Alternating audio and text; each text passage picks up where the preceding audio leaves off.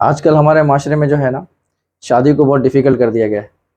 शादी करने के लिए आदमी को 10 नहीं, 50 नहीं, हज़ार बार सोचना पड़ता है और कितनी सारी चीज़ों का अरेंजमेंट करना पड़ता है।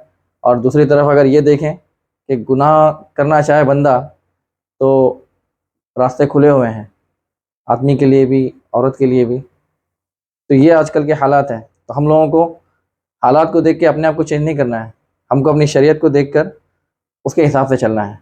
जो लोग शादी पर कुदरत नहीं रखते हैं, कुदरत इन मानों पर कि उनके पास इतना खर्चा नहीं है कि वो शादी के बाद में जो है अपनी बीवी को पाल सके, बच्चों को पाल सके, तो उन्हें चाहिए, ऐसे जवानों को चाहिए कि वो लोग रोज़ा रखें और अपनी पारसाई की हिफाजत करें, अपने नफ्स पर काबू रखें। और जब वो इस लायक हो जाए, पैसा वगैरह उनके पास आ गया, नॉर्मल में निकाह हो जाए, उसके बाद में जो है अपने बीवी बच्चों का पेट पाल सके, इतनी सैलरी वगैरह अगर हो जा रही बंदे की, तो शादी कर लेना चाहिए।